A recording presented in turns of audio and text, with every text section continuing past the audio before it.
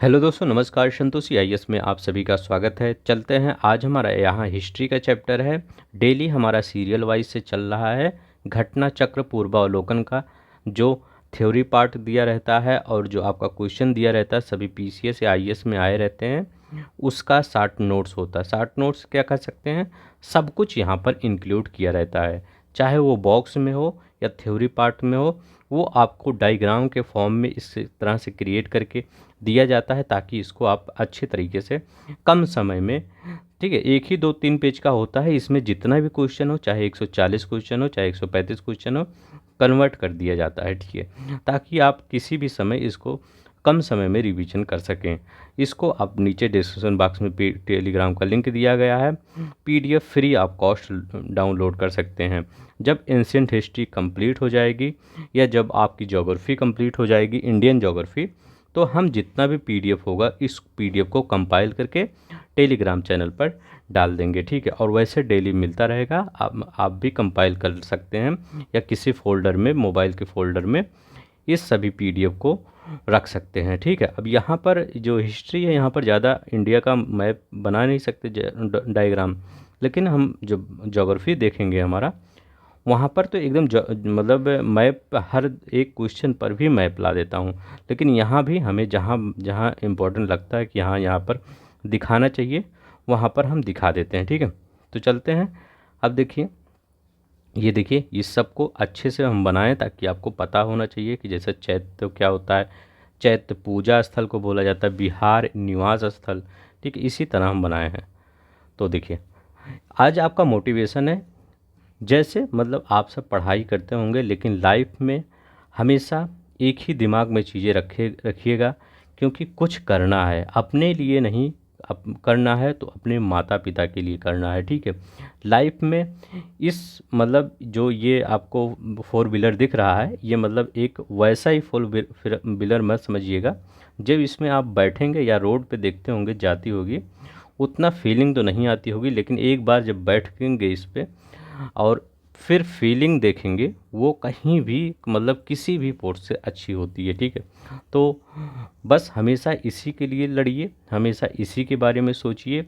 जिस दिन अगर आप दिल से मेहनत करेंगे तो वो दिन दूर नहीं जब आप इस गाड़ी को अचीव कर लेंगे, ठीक है, और जल्दी ही अचीव कर लेंगे। मतलब इसमें कोई वो नहीं है, सिर्फ आप दिल से सिर्फ एक ही चीज़ किया करिए, कुछ भी पढ़ा करिए, कोई भी करा किया चीज़ किया करिए, 2 ही घंटा पढ़िए, 3 ही घंटा पढ़िए, लेकिन मन से पढ़ा कर, दिल से पढ़ा करिए, ठीक है।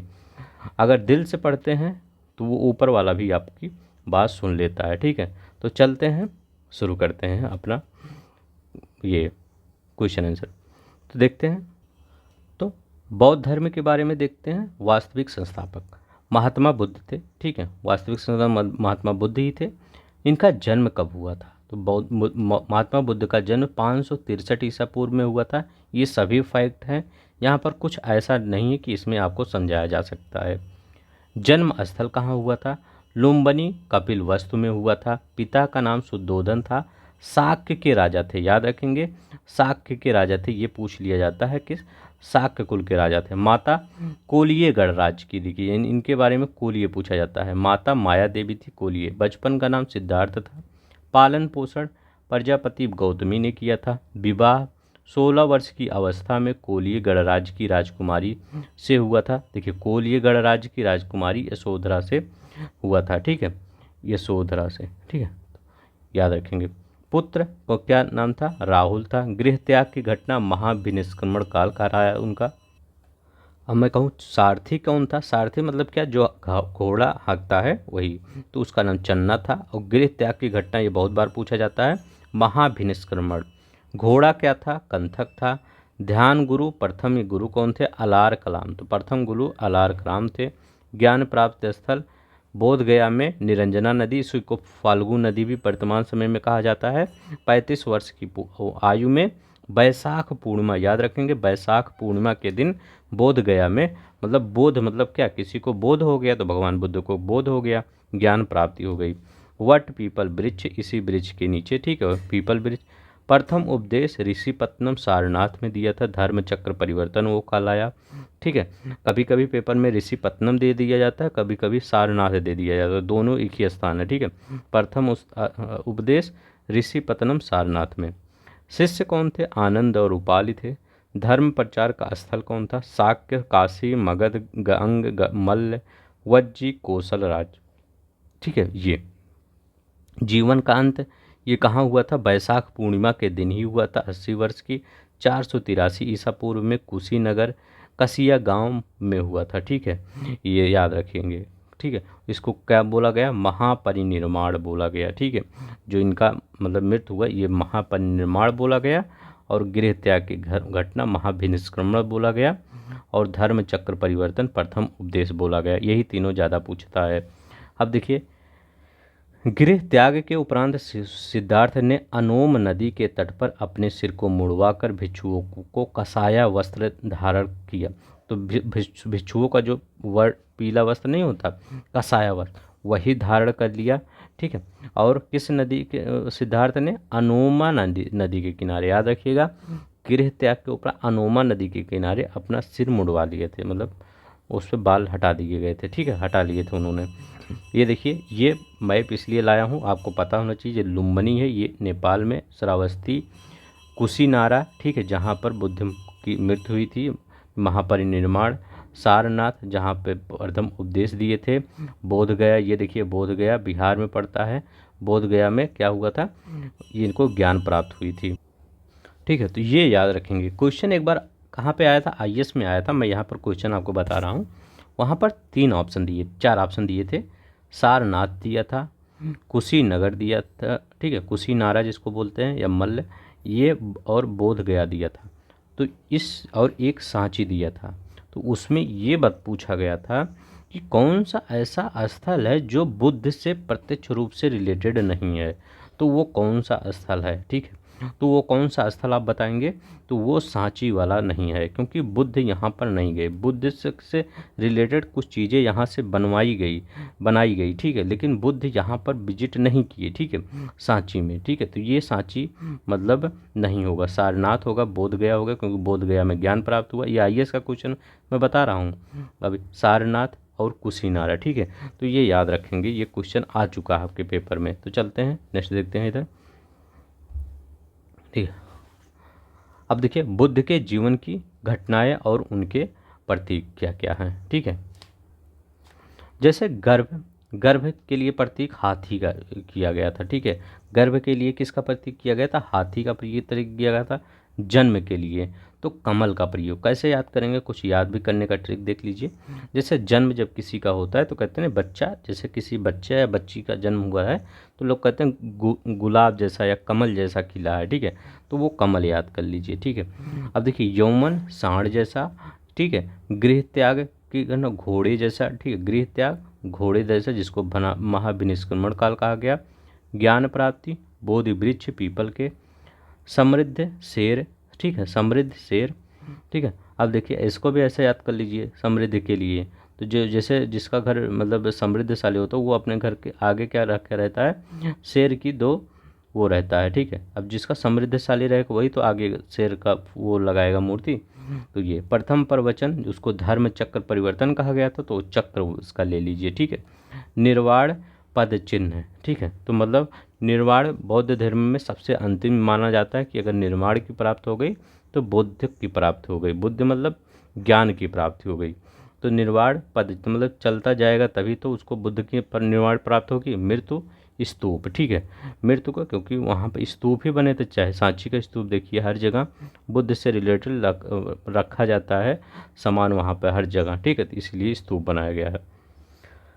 महात्मा बुद्ध ने तपस्या और मल्लिक नामक 2 शूद्रों को बौद्ध धर्म का सर्वप्रथम अनुयायी बनाया। किसको? तपस्या और मल्लिक। एनसीईआरटी में दिया था। किसने? महात्मा बुद्ध ने। ये आपके घटना चक्र में नहीं था, ये हमने एनसीईआरटी से लिया है। तो महात्मा बुद्ध ने तपस्या और मल्लिक नामक 2 शूद्रों को बौद्ध धर्म का सर्वप्रथम अनुयायी बनाया। अब देखिए, अब देखिए, ये अष्टांगिक मार्ग है। अष्टांगिक मार्ग भी पूछ लिया जाता है। जैसे अब देखिए, ये अष्टांगिक मार्ग, इसको मध्यमा प्रतिपदा या मध्यम मार्ग भी कहते हैं। ये अष्टांगिक मार्ग है, जिसको सम्यक दृष्टि, सम्यक संकल्प, सम्यक वाक, सम्यक कर्मांत, जीविका, व्यायाम, सम्यक स्मृति, सम्यक समाधि। अब देखिए सम्यक दृष्टि क्या है, वस्तुओं को उसके वास्तविक स्वरूप में देखना क्या कहलाता है, सम्यक दृष्टि कहलाता है। और सम्यक संकल्प क्या कहलाता है, भौतिक सुखों के प्रति आकर्षण का त्याग। ठीक है, तो कहते नहीं आज से हम संकल्प लेते हैं कि मैं अब आईएएस पीसीएस की तैयारी एकदम अच्छे से करूँगा, भौतिक सुखों को त्याग कर दूंगा। भौतिक सुखों मतलब जैसे मूवी देखने जाना या कहीं और ऐसी एक्टिविटी करना, ठीक है, जो मतलब नहीं करना चाहिए स्टूडेंट को, तो वो सब वो संकल्प लिया जाए। तो ऐसे ही कुछ करके याद करें, भौतिक सुखों का त्याग करना, संकल्प लेना। ठीक है, दृष्टि और वस्तुओं को वास्तविक स्वरूप में देखना। ठीक है, मतलब एक रियलिटी में देखना। ठीक है, सम्यक वाक्य, सदा सच। वाक मतलब देखिए बोलना, वाक मतलब क्या, सदा सच बोलने वाला। कर्मांत क्या होता है, कर्म क्या होता है, सदा सत्य कर्म करना। ठीक है, तो ये क्या कहलाता है, कर्मांत कर आ रहा है ना, तो सदा सत्य कर्म करना।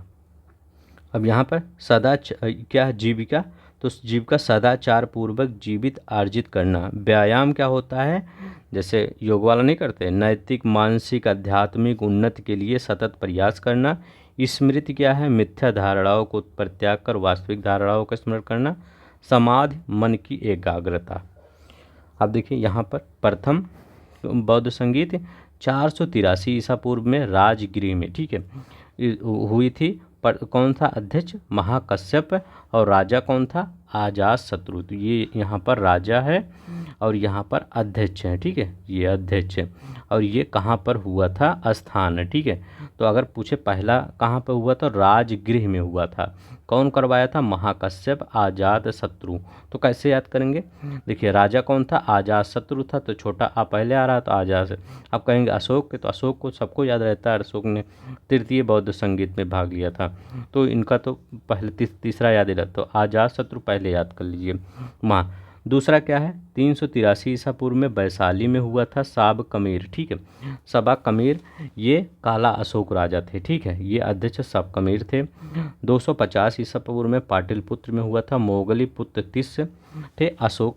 ठीक है, अध्यक्ष कौन थे, मोगली पुत्र तिस, यहाँ पर अशोक। तो ये वाला मोगली पुत्र आता है बार बार याद, पहला वाला तीसरा वाला ज़्यादा पूछा जाता है, चौथा भी पूछ लिया जाता है बहुत बार। ठीक है, चौथा 98 ईसा पूर्व में कुंडल वन में वासुमित्र कनिष्क। ये पूछा जाता है किसमें शाखा, ये बौद्ध धर्म दो शाखाओं में महायान और हीनयान, ठीक है, में डिवाइड हो गया। तो ये कनिष्क से के मतलब जो कुंडल वन हुआ था, कुंडल वन में बौद्ध समितियाँ हुई थी, यहीं पर बौद्ध धर्म दो शाखाओं में डिवाइड हो गया, हीनयान और महायान। महायान कौन कहलाते थे, जो बुद्ध को भगवान के रूप में मानते थे। ठीक है, महायान वो कहलवाए थे, और हीनयान जो कहलवाए थे भगवान, जो उनको महापुरुष के रूप में, जैसे महापुरुष के रूप में कह सकते हैं, जैसे हम सब गांधी जी को महापुरुष मानते हैं, और जैसे अभी कुछ लोग उनको भगवान मानने लगे गांधी जी को, तो वो महायान कहलवाएंगे। ठीक है, तो याद रखेंगे वासुमित्र और कनिष्क। ठीक है, अब देखिए बुद्ध के पंचशील सिद्धांत का वर्णन छंदोग उपनिषद में मिलता है। बौद्ध ग्रंथ और उनके रचनाकार मिलिंद पन्हो बहुत ज़्यादा इंपॉर्टेंट है, और बुद्ध चरित्र, ये दोनों तो याद ही रखिएगा, और मध्यकारिका। अब देखिए मिलिंद पन्हो किसका है, नागसेन का है। बुद्ध चरित्र सौदरानंद सारीपुत्र प्रकरण ये अश्वघोष का है। माध्यमिक कारिका किसका है, नागा अर्जुन का है। विशुद्ध मग्न किसका है, बुद्ध घोष का। अभिधम्म कोश किसका है, बसु बंधु का। तो ये मिलिंद पन्हो नागसेन का, बुद्ध चरित्र अश्वघोष का, माध्यमिक कारिका नागा अर्जुन का। बहुत इंपॉर्टेंट, बुद्ध ने सर्वाधिक उपदेश कौशल देश की राजधानी श्रावस्ती में। तो कभी कभी आपसे क्वेश्चन ये पूछता है ना क्वेश्चन, कि बुद्ध ने सर्वाधिक उपदेश कहाँ दिया, तो वहाँ पर जानते हैं ऑप्शन श्रावस्ती नहीं रहता, कौशल रहता है, और कभी कभी कौशल नहीं रहता, श्रावस्ती रहता है। दोनों में चाहे जो रहेगा आप लगा दिया करिएगा। ठीक है, अब देखिए यहाँ श्रावस्ती में देखिए सर्वाधिक उपदेश, सर्वाधिक 21 वर्षाकाल व्यतीत किए इसी कौशल में। ठीक है, मतलब कौशल की राजधानी श्रावस्ती, कौशल में ही अनाथ पिंडक नामक एक धनी व्यापारी था। उन्होंने उनकी शिष्यता ग्रहण की तथा संघ के लिए जेतवन नामक बिहार दान में किया। ये इंपॉर्टेंट है, याद रखेंगे। अनाथ पिंडक था, कौशल राज्य का धनी व्यापारी था, जिन्होंने शिष्यता भगवान बुद्ध की ग्रहण किया और उन्होंने क्या किया, जेतवन बिहार दान में दिया। अब यहाँ पर कौशल नरेश भी है जो प्रसेनजित ने, जैसे कौशल नरेश जो प्रसेनजित ये राजा है, अपने परिवार के साथ बुद्ध की शिष्यता ग्रहण किया तथा संघ के लिए पुब्बाराम और पूर्वाराम, मतलब पुब्बाराम उसको पूर्वाराम भी बोला जाता है, नामक बिहार बनवाया। तो अगर आपसे पूछा अनाथ पिंडक जेतवन बिहार बनवाए थे, मतलब जेतवन बिहार दान में दिया था, और प्रसेनजित पुब्बाराम नामक बिहार। ठीक है, तो जेतवन बहुत बार पूछा गया है। अंतिम वर्षा ऋतु कहाँ, वैशाली में व्यतीत की थी। कहाँ पर, वैशाली में। अब देखिए महायान शाखा के इस आईएएस 2019 में जितना आप ये पढ़ेंगे, ये आईएएस 2019 में इतना पूछा गया है। अब देख लेंगे, अगर ये इतना पढ़ लेंगे आईएएस 2019 का क्वेश्चन आपसे हो जाएगा। बुद्ध की लोकोत्तर सत्ता तथा देवत्व में विश्वास है, साथ ही बुद्धत्व के मार्ग पर चलने वाले को बोधिसत्व। अभी देखिए बहुत बार एक वर्ड आएगा, बोधिसत्व क्या होता है। बुद्ध की प्राप्ति, मतलब बुद्ध को प्राप्त नहीं करना है कि महात्मा बुद्ध को, बुद्ध मतलब ज्ञान को प्राप्त करने के लिए जिस मार्ग में चलना, वही बोधिसत्व कहलाता है। अगर मैं सिंपल लैंग्वेज में कहूँ, मतलब एक लेमन लैंग्वेज में कहूँ कि आप एक एस्पिरेंट हैं, बस जब मैं आपको एक एस्पिरेंट बता दूं कि मैं आप एक आईएएस एस्पिरेंट हैं, तो मतलब क्या हुआ, आप एक बोधिसत्व हैं। मतलब कि आप किसको प्राप्त करने के लिए, जो नीचे अभी हमने एक गाड़ी दिखाया, उसी को प्राप्त करने के लिए आप प्रयासरत हैं, बस वही बोधिसत्व है। तो यहाँ पे क्या होता था, बुद्ध को प्राप्त करने के लिए ज्ञान, यहाँ पर बुद्ध मतलब ज्ञान होता है, बुद्ध को प्राप्त करने के लिए, ज्ञान को प्राप्त करने के लिए, और जो आप कर रहे हैं वो आप डीएम एसडीएम की कुर्सी प्राप्त करने के लिए कर रहे हैं, बस तो वही बोधिसत्व कहलाता है। चलने वाले वहाँ मार्ग पर चला जाता है, आप भी तो अपने मार्ग पर ही चल रहे हैं। बुद्ध के अवतार के रूप में, देखिए यहाँ पर बोधिसत्व का कम से कम 10 मीनिंग दिया गया है, लेकिन अगर एक लेमन लैंग्वेज में तो यही मीनिंग होता है। ठीक है, बुद्ध के अवतार के रूप में विश्वास, हिंदू धर्म के प्रभाव में बुद्ध में देवत्व के आरोपण के साथ ही अनुष्ठान और मूर्ति पूजा महायान की मुख्य पद्धति बन गई। अब देखिए बुद्ध को महायान में एक अवतार के रूप में विश्वास किया गया।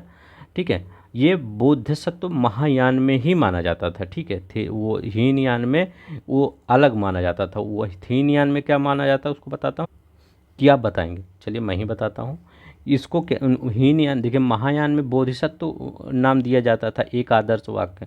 अगर हीनयान में बोला जाए तो इसको आहर्त बोला जाता था, याद रखेंगे, नहीं तो आपसे कभी पूछ ले। हीनयान में बोधिसत्व जो महायान में माना जाता उसमें आहर्त माना जाता था। ये भी आपके लिए याद करना सही है, क्योंकि आपको आहर्त्याएँ भी होना चाहिए, क्या क्या डीएम एसडीएम के लिए बनने के लिए क्या क्या आपको करना पड़ता है, मजिस्ट्रेट बनने के लिए आहर्ता क्या क्या होनी चाहिए। करमापा लामा तिब्बत में बौद्ध संप्रदाय कंगयूपा वर्ग से संबंधित है। किस वर्ग से है, कंगयूपा वर्ग से। ये क्वेश्चन 2020 में आया था कि करमापा लामा तिब्बत बौद्ध संप्रदाय किससे संबंधित है, कंगयूपा वर्ग से। बुद्ध के उपदेश कौन, आचरण की पवित्रता एवं शुद्धता से संबंधित है। बुद्ध विश्वास करते थे, कर्म में विश्वास करते थे। ये कम से कम 10 बार आया है क्वेश्चन, कर्म, एक एक जो वर्ड आपके पेपर में आया हुआ है। ठीक है, कर्म में विश्वास करते थे। जब आप जैसे बुद्ध वाला चैप्टर आप पढ़ने जा रहे हैं तो एक बार मेरा वीडियो 2 की स्पीड में करके देख लीजिए, बढ़िया से सुन लीजिए। इसके बाद जब आप करिए वहाँ पर घटना चक्र उठाइए, करिए, देखिए सभी क्वेश्चन आप कर देंगे। ठीक है, आपको इतना कॉन्फिडेंस आएगा कि मतलब मैं बता नहीं सकता कितना कॉन्फिडेंस आएगा, बूस्ट हो जाएगा कॉन्फिडेंस, क्योंकि यहाँ पर आप पढ़े रहेंगे फिर वहाँ पर लगा ही देंगे सब। पुनर्जन्म में बट आत्मा में विश्वास नहीं करते थे। भगवान बुद्ध पुनर्जन्म में विश्वास करते थे, मतलब करते थे। ठीक है, लेकिन आत्मा में विश्वास नहीं करते थे। मतलब भगवान बुद्ध मतलब बौद्ध धर्म की बात मैं कर रहा हूँ। निर्वाण प्राप्ति मतलब मोक्ष में विश्वास करते थे। क्षणिकवाद को स्वीकार किया था, अस्थिरवाद को भी स्वीकार किया था। बोल रहे थे कि ये संसार क्षणिक है और अस्थिर है। त्रिरत्न बुद्ध के उपदेशों का संग्रह। देखिए त्रिरत्न या त्रिपिटक 3 प्रकार के थे, एक विनय पिटक था, एक सुत्त पिटक था, एक अभिधम्म पिटक था। अब देखिए जो विनय पिटक था इसमें संघ संबंधी और आचार्य कैसे याद करेंगे, जैसे विनय कहे नहीं, मैं कहता नहीं कि आप जैसे आप ही सब कहते होंगे कि मम्मी पापा आप कहते होंगे कि आप विनय पूर्वक रहिए, तो विनय पूर्वक मतलब एक सद्व्य आचरण के साथ रहिए समाज में, ठीक है। तो विनय पूर्वक मतलब नियम और आचरण के साथ रहिए, ठीक है। सुत्त पिटक पिटक क्या होता है, धार्मिक सिद्धांत होता है, जो वहाँ पे धर्म की बातें होती हैं वहाँ पर। अभिबन धम्म पिटक क्या होता है, जो इनसे दार्शनिक होता है, फिलॉसफी चीज़ें होती हैं दार्शनिक में। अब देखिए, अब यहाँ पर यहाँ के अंदर से एक झारखंड पीसीएस में क्वेश्चन 2016 में, देखिए मैं कोई क्वेश्चन छोड़ता नहीं, झारखंड पीसीएस में पूछ लिया था कि जो ये यमक है ये किससे रिलेटेड है, अब धम्म पिटक से कि सुत्त पिटक से या विनय पिटक से, ठीक है। तो यमक किससे रिलेटेड है, अभिधम्म पिटक से। इसके साथ पार्ट है ना कि अब अभिधम्म पिटक के, जैसे धम्म संगी विभंग है, धातु कथा, युगल पंचाति कथा व तो यमक और पट्टान, ठीक है। तो ये मतलब इतना है, अब किस्मत ख़राब रहेगी तो ऐसे ही क्वेश्चन आ जाएगा, लेकिन आप मुझे नहीं लगता कि इतना टफ देगा। अब यमक पूछ लिया तो यमक अभिधम्म से रिलेटेड है, ठीक है। अब जब किस्मत ही ख़राब रहेगी तो कुछ लोग शुद्ध पिटक से लगा के चले जाएंगे, अगर तुक्का भी लगाना होगा, ठीक है। लेकिन झारखंड वाले कितना डीप में जाके पूछे थे, ठीक है। ये सब पूरा रिसर्च किए थे बौद्ध धर्म का, ठीक है। अब देखिए यहाँ पर 3 हमने साइट दिखा दी है। अब तीनों साइट कहाँ पर हैं, ये तीनों साइट बिहार में है। ये क्या है यहाँ पर, पाटिलपुत्र। पाटिलपुत्र में क्या बनाया गया था, पाटिलपुत्र की बात कर रहा हूँ मैं। पाटिलपुत्र में अशोक राम विहार बनाया गया था। किसने बनाया था, अशोक ने बनाया था। लेकिन उसकी देख रेख कौन कर रहा था, ठेकेदारी कौन कर रहा था। एक सरकार होती है, दे देती है आप जाइए, तो एक क्या होता है, ठेकेदार होता है। ठेकेदारी इंद्रगुप्त नामक एक भिक्षु, थेर भिक्षु कर रहे थे, ठीक है। ये ठेकेदारी कहूँगे, मतलब मैं ठेकेदारी मतलब ऐसे बोल रहा हूँ क्योंकि देख रेख, जैसे कोई चीज़ बन रहा है तो उसकी देख रेख, तो इंद्रगुप्त नामक थेर भिक्षु कर रहे थे। अब यहाँ पर बोध गया है, तो बोध गया में क्या है, 80 फुट प्रतिमा का निर्माण जापान के दाई जो किए संप्रदाय के सहयोग के द्वारा निर्मित किया गया था। ऊंची ऊंची प्रतिमा भगवान बुद्ध की 80 फुट। अब राजगीर में, बिहार की राजगीर पहाड़ियों पर स्थित शांति स्तूप, विश्व शांति स्तूप कहाँ है, राजगीर की पहाड़ियों पर। चलते हैं यहाँ देखते हैं। भराहुत और सांची स्तूप मौर्य शासक के अशोक के शासनकाल में इसका निर्माण किया गया था। धामेक स्तूप की स्थापना अशोक के शासनकाल में, लेकिन स्थापित गुप्त काल में हुआ था, ठीक है। धामेक स्तूप, इसका मतलब निर्माण अशोक के शासनकाल में, लेकिन स्थापित गुप्त काल में हुआ था, ये याद रखेंगे। अब देखिए, अमरावती स्तूप का निर्माण सातवाहन के समय में हुआ था। अमरावती स्तूप का निर्माण सातवाहन के समय में। अनात्मवाद सिद्धांत, ठीक है। देखिए ऐसे ऐसे क्वेश्चन आपके आएंगे, अब जो वो सिंपल क्वेश्चन अब नहीं आएंगे, इस टाइप के टफ क्वेश्चन आएंगे। तो इसलिए मेरा जो नोट्स होता है थोड़ा सा टफ रहता है, ठीक है। मतलब जो अदर कंपेयर नोट हो उसमें से थोड़ा सा टफ रहता है, इसीलिए थोड़ा लोग कहते हैं ये मतलब क्या ये भी क्वेश्चन आएगा। अगर आपको विश्वास ना हो तो आप घटना चक्र उठाइए, ये सब क्वेश्चन पूछे गए हैं। अनात्मवाद सिद्धांत बौद्ध धर्म दर्शन का सिद्धांत है, में कहा गया संसार स्थिर और क्षणिक है। तो क्वेश्चन कैसे बना था, किसमें कहा गया है कि संसार अस्थिर और क्षणिक है। तो अनात्मवाद सिद्धांत में कहा गया है कि ये जो संसार है स्थिर, अस्थिर और क्षणिक है। नव बौद्धवाद का प्रतिपादक कौन था, डॉक्टर भीमराव अम्बेडकर जी नव बुद्धवाद के प्रतिपादक थे। उसको नवयान भी कहा गया था। पारमिता साधना, IAS 2020 में क्वेश्चन आया है। बौद्ध धर्म में बोधिसत्वों को बुद्धत्व प्राप्त करने के लिए पारमिता नामक विशिष्ट साधना का वर्णन किया गया है। कि जो बोधिसत्व होते थे, आप जैसे आप IAS की तैयारी कर रहे हैं तो आप IAS बनने के लिए क्या करेंगे, एक स्ट्रगल करेंगे, मतलब वो पीक तक स्ट्रगल करेंगे। उसी लिए जो बोधिसत्व होते थे वो बुद्धत्व प्राप्त करने के लिए पारमिता एक नामक विशिष्ट साधना का वर्णन किया गया था। ये साधना, यहाँ लिखा गया साधना, मतलब तप करते थे। IAS 2020 में क्वेश्चन ऑप्शन में क्या था, पारमिता क्या है, तो उसमें आपको बताना था कि बोधिसत्व बुद्धत्व प्राप्त करने के लिए पारमिता एक साधना करते थे, बस। महायान और हीनयान में मुख्य अंतर क्या था, महायान हीनयान में मुख्य अंतर एक ही चीज़ याद रखिए, बार बार यही पूछा जाता है। सर्वाधिक मौलिक अंतर देवी देवताओं की पूजा थी। जैसे महायान था उसमें बुद्ध को देवता के रूप में माना गया था और हीनयान में बुद्ध को महापुरुष के रूप में माना गया था। ये कनिष्क के शासनकाल में देवता का स्थान मिल गया था। ये भी बीपीएससी में पूछा गया था कि किसके शासनकाल में बुद्ध को देवता का स्थान मिलना प्रारंभ हो गया। तो किसके शासनकाल में? कनिष्क के शासनकाल में बुद्ध को देवता का स्थान मिलना प्रारंभ हो गया। अब देखिए गांधार कला शैली, ठीक है। अब गांधार कला शैली की एक ही खासियत है कि मतलब यह स्रोत कहाँ से आया गांधार कला शैली की? एशिया माइनर तथा हेलेनिस्टिक कला की थी। बुद्ध की खड़ी प्रतिमा कुषाण काल में बनाई गई थी। गांधार और मथुरा कला शैली के तहत कई खड़ी और बैठी मूर्तियाँ बनाई गई हैं। तो ये देखिए बुद्ध की ये खड़ी मूर्तियाँ, अगर आप पूछे ये किस कला के अंतर्गत बनाई गई है, तो गांधार कला के अंतर्गत बुद्ध की खड़ी मूर्तियाँ बनाई गई हैं, ठीक है, ये याद रखेंगे। गांधार एवं मथुरा कला शैली के तहत कई खड़ी बड़ी बैठी मूर्तियाँ बनाई गई हैं। अब यहाँ पर अब ये, लेकिन इसका गांधार का स्रोत क्या है? एशिया माइनर है, ठीक है, एशिया उस साइड के भाग, वहीं से इसका स्रोत लिया जाता है। और मथुरा शैली तो अपने यहाँ की। इसके अंतर्गत बुद्ध की मतलब देखिए जो आपका ये क्वेश्चन बना था कि जो आपका धर्म चक्र मुद्रा है, ध्यान मुद्रा, अभय मुद्रा, वरद मुद्रा मूर्तियों का निर्माण किया गया इसी गांधार कला शैली में। इसमें सारनाथ में हुए प्रथम धर्मोपदेश संबंध आईएएस में क्वेश्चन आया था कि जो सारनाथ में प्रथम धर्म उपदेश दिए थे भगवान बुद्ध, उसमें जो मुद्रा बनी थी वो कौन सी मुद्रा को डिनोट करता था? ध्यान मुद्रा की, धर्मचक्र मुद्रा की, अभय मुद्रा की, वरद मुद्रा? तो वो धर्मचक्र मुद्रा डिनोट करता था। जब आप क्वेश्चन देखेंगे तो आपको यही मिलेगा कि सारनाथ में हुए प्रथम धर्मोपदेश में कौन सा? ये धर्मचक्र मुद्रा डिनोट किया गया है, ठीक है, ये याद रखेंगे। ये आईएएस का क्वेश्चन है तो आपके पेपर में भी पूछ सकता है। अब देखिए सारनाथ में धर्मचक्र परिवर्तन हुआ तो धर्मचक्र याद कर लीजिए। अब देखिए बुद्ध की भूमि स्पर्श का तात्पर्य क्या है? तो देखिए बुद्ध जी भगवान है, इनका देखिए ये नीचे बुद्ध का ये भूमि स्पर्श है। ये हाथ क्या है? देखिए यहाँ हाथ, यहाँ पर भूमि से स्पर्श है। इसका मतलब क्या है?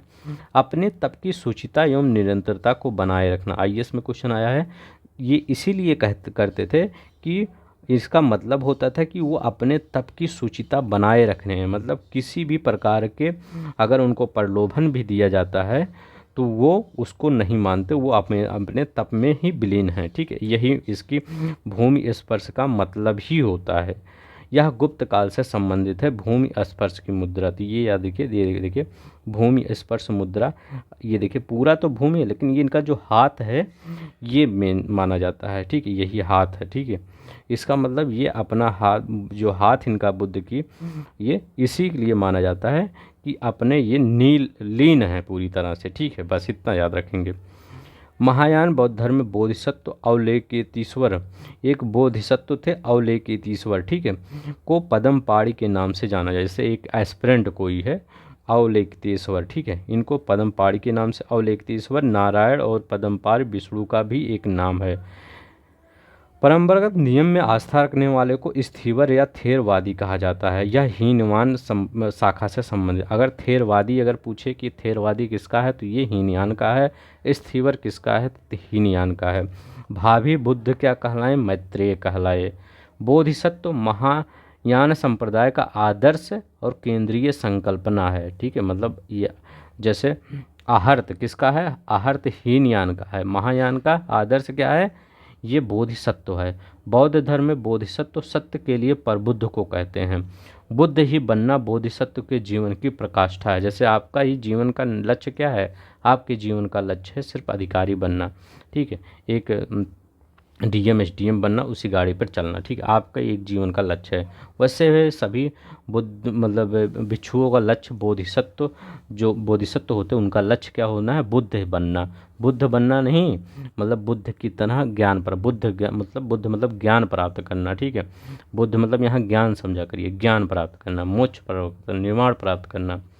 बोधिसत्व पद्मपाणि का चित्र अजंता गुफा से, ठीक है, ये क्वेश्चन 2017 में आया था कि बोधिसत्व पद्मपाणि का चित्र कहाँ से मिला है? अजंता गुफा से मिला है। बोधिसत्व पद्मपाणि का चित्र अजंता गुफा से मिला है। इस चित्र में बोधिसत्व पद्मपाणि ने राजश्री जैली में एक नीलम जड़ित मुकुट पहना हुआ है। तो देखिए, हीनयान अवस्था का विशालतम और सर्वाधिक विकसित शैलकृत कार्ले में है। यह पूरे महाराष्ट्र मालवा तालुका में स्थित है। अब यहाँ पर देखते हैं कन्हेरी गुफा। यहाँ एक फिगर और दिखाए थे, अच्छा फिगर दिखाए थे।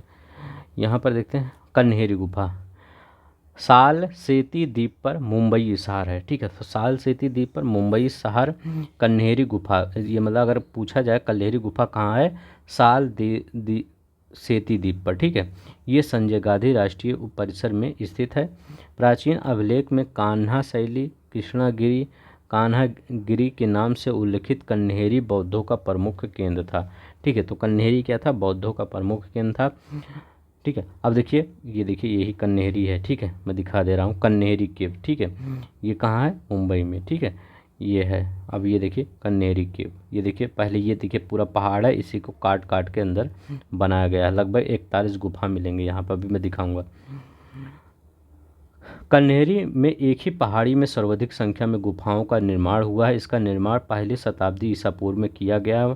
मुख्य गुफा संख्या 41 में अवलेकेश्वर की रोचक मूर्ति है। ठीक है, 41 में अवलेकेश्वर, जिनको अभी ऊपर पढ़े थे, की रोचक मूर्ति जिसका 4 भाग और 11 मुँह हैं, जिसकी 4 भाग भुजा, ठीक है, सॉरी 4 भुजा और 11 मुख हैं। ठीक, अवलेकेश्वर की 41 नंबर की गुफा में।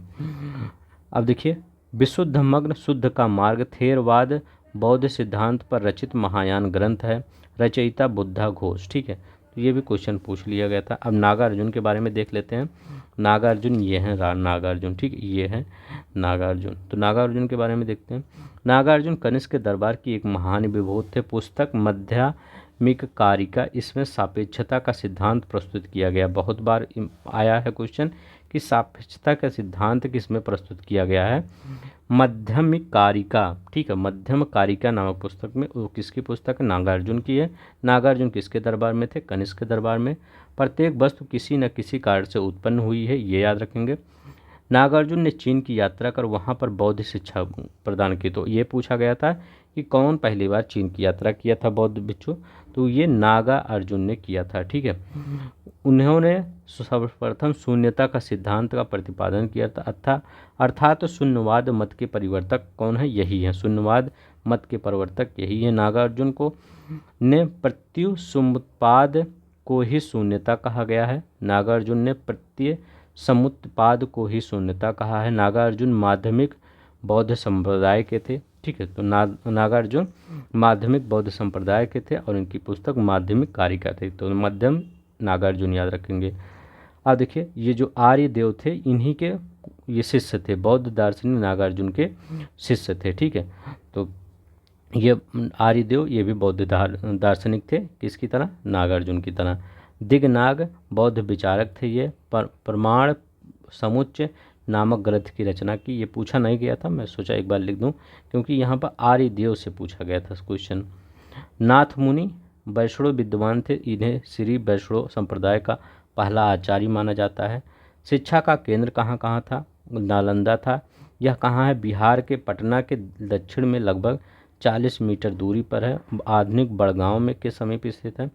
कुमारगुप्त, ठीक है, शक्रादित्य और उपाधि महेंद्रदित्य। ठीक है, बख्तियार खिलजी ने जलाकर नष्ट कर दिया था। तो ये अगर नालंदा विश्वविद्यालय की को बनवाया किसने, कुमारगुप्त ने। उपाधि महेंद्रदित्य ने लिया, महेंद्रदित्य नामक उपाधि लिए थे शक्रादित्य। ठीक है, अब देखिए, नव नालंदा बिहार बौद्ध अध्ययन का आधुनिक केंद्र था, जिसे बिहार सरकार ने 1951 में नालंदा में स्थापित किया था। याद रखिएगा, ये नव नालंदा अलग है। ठीक है, बौद्ध अध्ययन का आधुनिक केंद्र प्रेजेंट टाइम का केंद्र है, और बिहार सरकार ने 1951 में स्थापित किया था। अब देखिए, वल्लभी के बारे में देखिए। गुजरात के काठियावाड़ क्षेत्र में आधुनिक वल नामक स्थान पर है। यह हीनयान बौद्ध धर्म की शाखा का प्रमुख केंद्र है। वल्लभी, तो वल्लभी पूछ लिया जाता है कि किसका सबसे ज़्यादा इम्पोर्टेंट रखता था, हीनयान शाखा का, बुद्ध के। विक्रमशिला बिहार के आधुनिक भागलपुर से 24 मील पूर्व की ओर पत्थर घाट नामक एक पहाड़ी पर स्थित है। विक्रमशिला के महाविहार की स्थापना पाल नरेश धर्मपाल ने की थी। ठीक है, तो विक्रमशिला की स्थापना विक्रमशिला के महाविहार की स्थापना ये धर्मपाल ने की थी। उसने यहाँ मंदिर और मठ भी बनवाए थे। अब देखिए, बौद्ध और जैन धर्म में विद्वान थे, मतलब जो दोनों में विद्वान थे। तो वेद प्रमाण के प्रति अनास्था, मतलब दोनों लोग चाहे बौद्ध धर्म की बात करें चाहे जैन धर्म की बात करें, वेद में विश्वास नहीं करते थे। कर्मकांडों की फलवत्ता का निषेध, ठीक है, प्राणियों के की हिंसा का निषेध, याद रखेंगे, प्राणियों की हिंसा का निषेध भी ये सब करते थे। वेद में अनास्था करते थे, कर्मकांडों को नहीं मानते थे। कर्म और पुनर्जन्म का सिद्धांत दोनों लोग फॉलो करते थे, ठीक है। तो याद रखेंगे, ये भी निषेध था, ये भी निषेध था, ये भी अनास्था था, और ये क्या करते थे, ये फॉलो करते थे, कर्म और पुनर्जन्म का सिद्धांत मानते थे, ठीक है, दोनों लोग मानते थे। ये पीसीएस में आया क्वेश्चन। आत्म दमन तप दोनों में समान नहीं था। अगर देखा जाए तप जो था वो दोनों में समान नहीं था। जो जैन धर्म में तप था वो बहुत कठोर था, बौद्ध धर्म में उतना कठोर नहीं था। भगवान बुद्ध के 4 आर्य सत्य कौन थे? दुख, दुख समुदाय, दुख निरोध, गामिनी प्रतिपदा। बौद्ध धर्म में कुछ शिल्पों को निम्न माना गया है, याद रखेंगे। बौद्ध धर्म के पतन का मुख्य कारण क्या था? कि बुद्ध विष्णु के अवतार समझे जाने लगे और वैष्णव धर्म में का हिस्सा बनते चले गए बौद्ध धर्म वाले, ठीक है। सैद्धांतिक और समतीय बौद्ध मत के संप्रदाय था। तो आइए इसमें जानते हैं क्वेश्चन क्या दिया गया था। सैद्धांतिक और समतीय जैन धर्म के संप्रदाय हैं, नहीं, ये सैद्धांतिक और समतीय ये बौद्ध मत के संप्रदाय हैं, ठीक है। ये मेनली हीनयान शाखा के थे। चैत्य और विहार पूजा स्थल थे, जो चैत्य होते थे वो पूजा स्थल कहलाते थे। विहार जैसे नहीं पढ़े हैं आप, आनंद विहार, जब आनंद विहार आप ऐसे याद कर लीजिए, जब आनंद विहार आप नाम लेते होंगे तो क्या किसी स्थान का नाम लेते होंगे ना, कि आप दिल्ली में एक रेलवे स्टेशन है आनंद विहार, बस स्टेशन है और रेलवे स्टेशन आनंद विहार, ऐसे नाम लेते होंगे। या नेहरू विहार पढ़ते होंगे, ठीक है, जहाँ पर दृष्टि आईएएस है। और इसके बाद या गांधी विहार पढ़ते होंगे, ठीक है, मतलब उस साइड में। और या आप क्या पढ़ते होंगे, नेहरू विहार, गांधी विहार, या और कई इंदिरा विहार, ठीक है। तो ये दिल्ली में कई ऐसे स्थान है जो बिहार के नाम से है, ठीक है, तो याद रखेंगे। सुल्तानी युग में बौद्धों की वज्रयान शाखा प्रभावशाली थी, ठीक है। सुल्तानी युग में बौद्धों की कौन सी शाखा प्रभावशाली थी? वज्रयान शाखा।